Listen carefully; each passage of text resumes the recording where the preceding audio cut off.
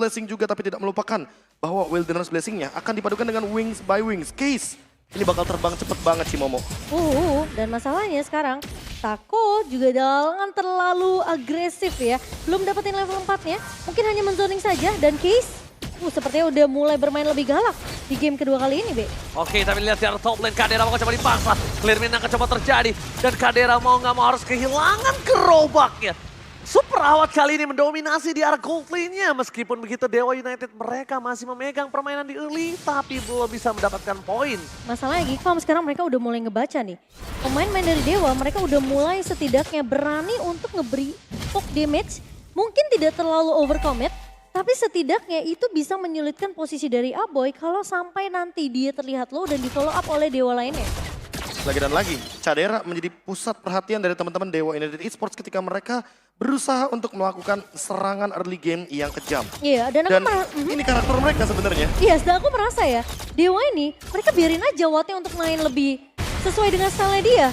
Oke, tapi lihat Lana ya di arah bottom lane. Mau coba untuk memasang melakukan pogi damage terhadap Sosok Paleski. Zoning out pun terjadi, menuju ke Lanaya. Lihat Lanaya kali ini tamu siap benar-benar terzoning out dan bahkan wombo combo Jombro mendapatkan first blood di arah bottom lane. 2 poin kill akan coba didapatkan. Tapi dengan damage yang sangat besar dari Kids, mereka membawa Sosok Luke ke dalam kekalahan tim fight mereka. Lagi-lagi Luke yang jadi problem, yang jadi masalah. Tiba-tiba. Out of nowhere mereka berhasil menukarkan semua yang mungkin bisa kita bilang tadi kekalahan tim fight di tangan Dewa equal. Adil kali ini Profesor. Iya, bahkan tadi adalah sebuah gerakan yang sangat beresiko dilakukan oleh Baleski dengan tujuan untuk memperlama tim fight-nya. Dan memaksakan bahwa Retribution digunakan oleh Nile. Sementara Dewa berhasil untuk mendapatkan turtle-nya meskipun posisi dari Sako lumayan terancam. Itu thanks to Sako. Iya. Karena Sako lihat dari Nile melepaskan turtle-nya, dari Nile memaksa ke arah orange buff, dan para pasukan dari Geekfarm mereka juga akan sedikit kebingungan ketika Luke tidak memiliki laning phase yang baik seperti game sebelumnya. Dan mungkin pertanyaan KB di game sebelumnya, gimana caranya Dewa memaksakan biar tidak ada satu buah Black Dragon transform nanti di teamfight yang penting untuk pemain-pemain Dewa. Itu mungkin akan dijawab sekarang Be di game kedua. Oke, Purify terlalu terburu-buru bisa kita bilang. Tapi ternyata Case ingin membuat Wings by Wings-nya itu benar-benar berarti Profesor. Bisa aku bilang itu agak cukup cepat loh Purify-nya. Iya, tapi untungnya headbutt-nya tidak menimbulkan efek knock up airborne. Sehingga tidak ada cancellation terhadap satu Wings by Wings. Lagi dan lagi, berbicara untuk setup menuju ke arah Turtle ya. Ini adalah peran penting bagi Luke.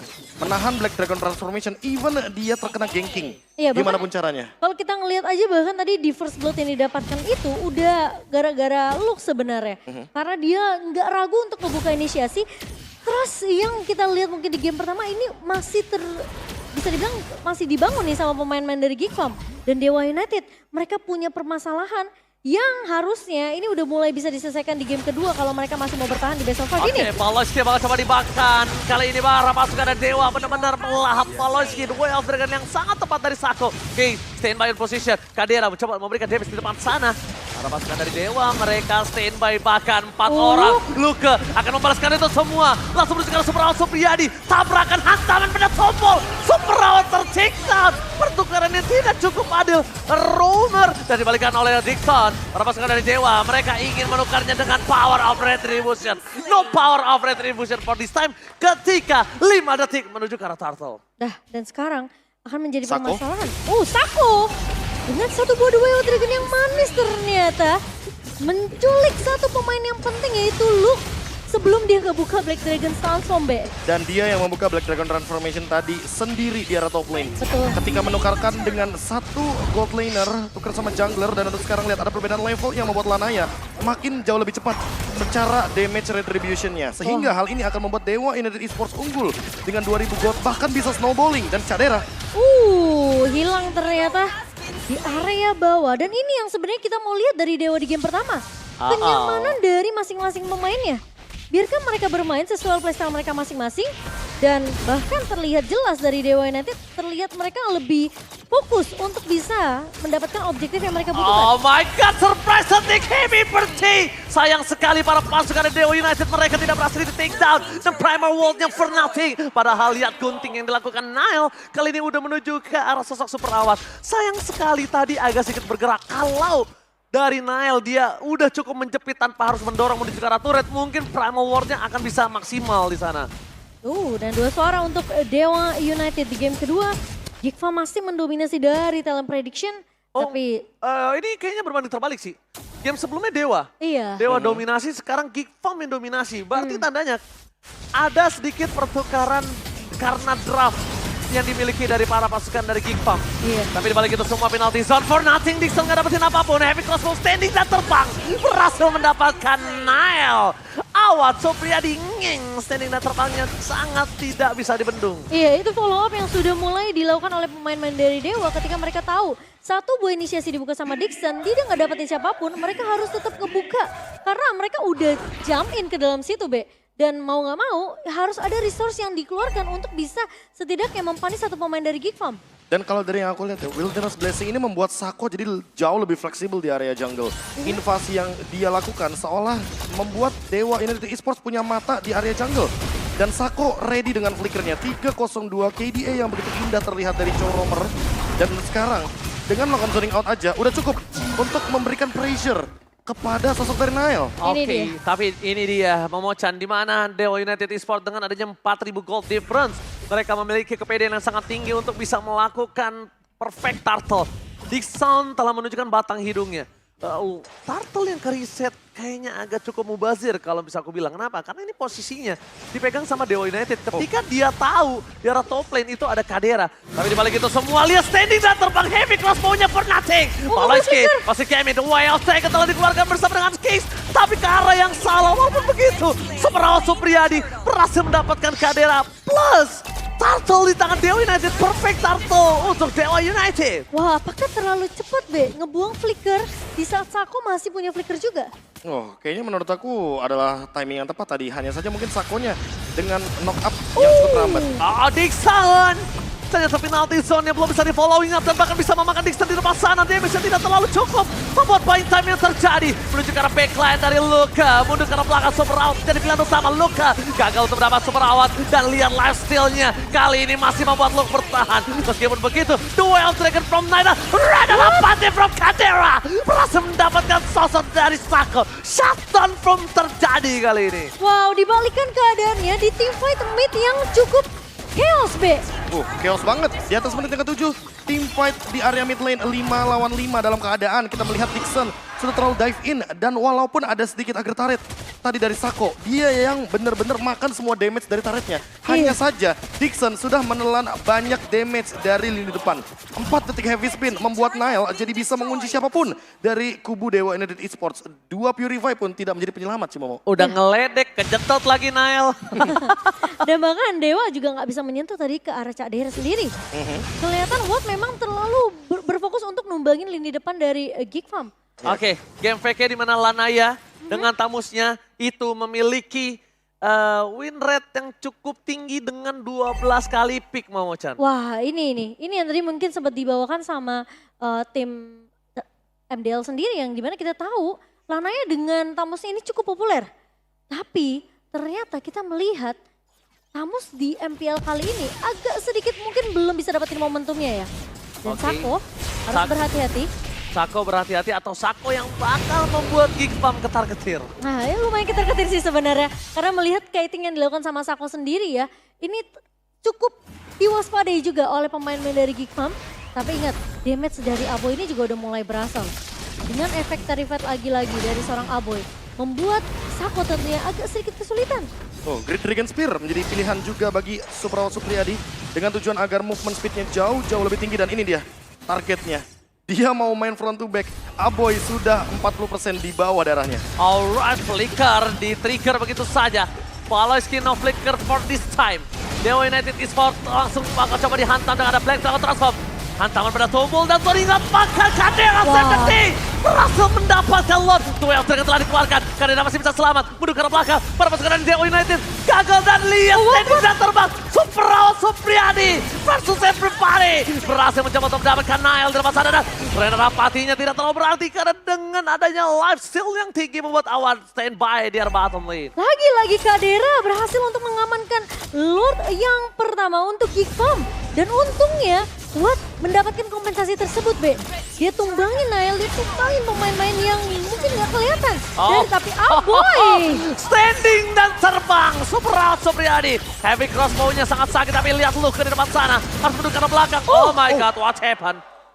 What happened? Oke, agak sedikit. Yang terjadi adalah sebuah Lord yang sedang coba untuk di-engage oleh teman-teman dari Dewa. Coba di-clear secepat mungkin. Dan dengan satu gerakan dari Soul Grip, ternyata Luke mencoba untuk menggapai lini depan. Namun sepertinya belum ada target yang begitu optimal. Lanaya melakukan zoning out.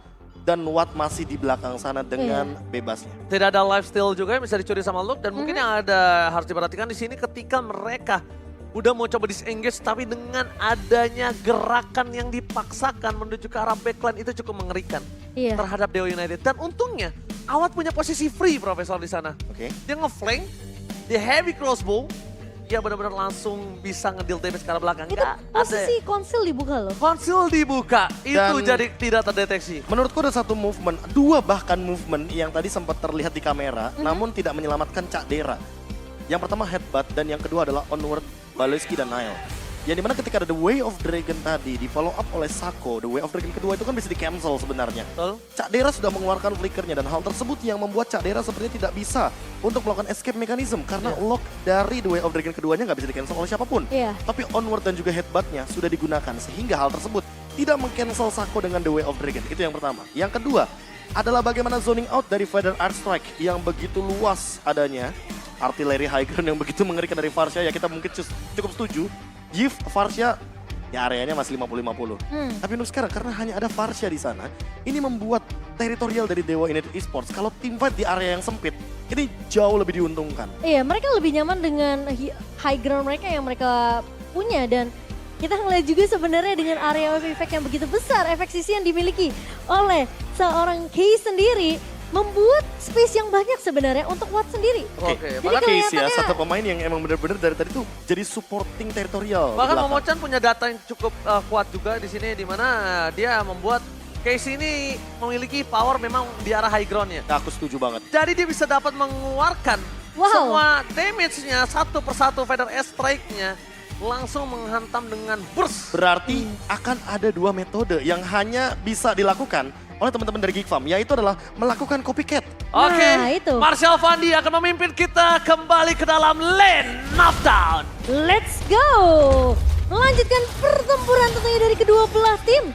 Dan Nile, lagi-lagi ini Feather Strike yang menjadi peranan penting nih, Be. Kuncinya bahkan, Case sebagai kunci. Case. Dan apakah nanti akan ada IMU dengan satu Feather Airstrike, sehingga Aboy bisa combo dengan Feather Airstrike precise skill plus runner apathy. Masalahnya itu akan jadi PR untuk Aboy sendiri. Bisakah dia menggapai ke arah Case? Memang burung Varsha ini bermasalah di tangan Case ya. Sungguh dapat mematok dengan damage yang maksimal ya Momochan. Dipatok ya? Yoi kan burung memang Bagaimana matok. tidak, di sini ada juga. Divine Glaive on the way mungkin menuju ke arah Holy Crystal. Dan bahkan dengan posisi seperti ini, walaupun menuju ke Winter Truncheon, aku lebih setuju. Biar case-nya dengan Purify-nya itu bisa digunakan ketika ingin melakukan sebuah gerakan lain. Dan ini dia Lord Advantage yang minus dari segi gold.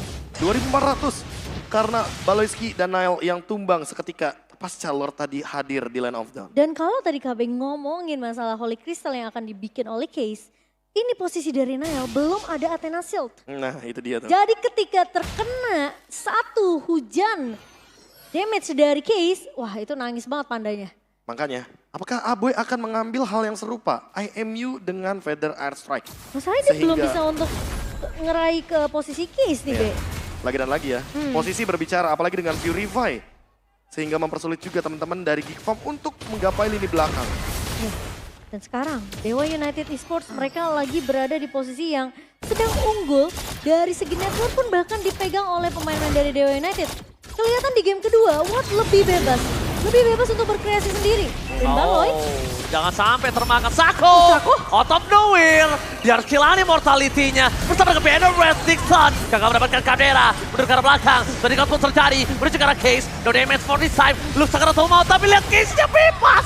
Gak ada yang bisa menyentuh Case. Di depan sana Kadera bahkan membuat para pasukan dari Dewa United langsung tidak membiarkan Gigfa menolong Nile yang ditelan di dalam lautan Dewa United Esports. Terlalu mengambil resiko sebenarnya dari Sako untuk bisa mengincar ke arah Kadera. Tapi itu menjadi bait yang mahal untuk pemain-pemain Geek Farm. Ya, pemicu untuk flicker dari Cadera juga. Dan Itu untuk dia. posisi sekarang, Sako belum keluar untuk flickernya. Kalau ngomongin pemicu iya betul, tapi aku melihatnya Luke-nya terlalu fokus dengan yang lain. Luke ini tugasnya menuju ke arah Case. Luke tugasnya bukan ke arah Dixon, Sako, Watt, Lanaya. Ya oke, Watt, tapi Watt itu nomor 2. Dia Case. Nah, ketika Case-nya bebas, ini udah ada bukti dia berapa kali bebas dan Tidak para tersentuh. pasukan Geek Farm, mereka selalu kalah selama Case burungnya masih bebas. Makanya apakah ini waktu yang tepat, timing yang tepat untuk melakukan IMU Tapi terhadap Federal Strike? Aku sekarang mikirnya Geek Farm mereka harus menjalankan duo targeting mereka. Targeting. Mereka harus targeting ke Watt dan mereka juga harus targeting ke Ya, Case. tapi jangan lupakan bahwa ada 2 Purify yang masih berperan aktif untuk Watt dan Case. Saling- Winter sekalipun ini bisa menjadi kuncinya. Saling counter-mencounter ya, Be ya? Oh, ini Winter udah berat banget sih. Winter yang akan bikin mereka akan lebih sulit bertahan di depan sana langsung ada Fnatic. Aboy sekalipun akan membalaskan dengan adanya Fnatic bersama dengan Case. Segera full mau, tapi dia masih berdiri Arcane Strike. Mundur ke arah belakang para pasukan dari Dewa United. Mereka akan coba untuk bertahan. Dixon terperangkap, merasa dengan ada Heavy Spin. Davis terlalu besar, dan Kadera fokus ke arah lob-nya. Tidak ada Davis sama dan bakal spray down. Tembakan peringatan dari Kadera. Membalikan kembali ke arah Supriyadi. Supriyadi. Free hit, standing dan terbang. Membuat dirinya tidak tersentuh. Super awat, untouchable dan regenerasinya gagal. Sayang sekali dan Well Dragon menuju ke arah Kadera. Mundur ke arah belakang. Belum ada following damage. Dan Aboy termakan oleh Case. Di bencana. Best terbuka dan sangat bebas. Dan wipe out dibalikan kembali keadaannya. Dewa United berhasil membalaskan dendam dari game yang pertama.